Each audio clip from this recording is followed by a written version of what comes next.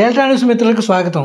ఖరీఫ్ సీజన్లో రైతుల నుంచి ధాన్యం కొనుగోలు చేసేందుకు ప్రభుత్వం త్వరలో ధాన్యం కొనుగోలు కేంద్రాలు ఏర్పాటు చేయనున్నట్లు తహసీల్దార్ జి సిద్ధార్థ, మండల వ్యవసాయ అధికారి ఎన్ శ్రీనివాసరెడ్డిలు వెల్లడించారు.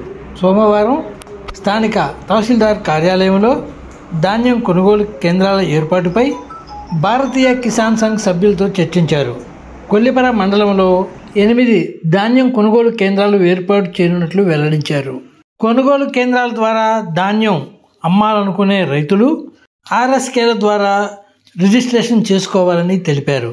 రబీ సీజన్లో వేసే జొన్న, మొక్కజొన్న విత్తనాలు కొనుగోలు చేసేటప్పుడు రైతులు తగిన జాగ్రత్తలు తీసుకోవాలని ఏఓ శ్రీనివాసరెడ్డి సూచించారు.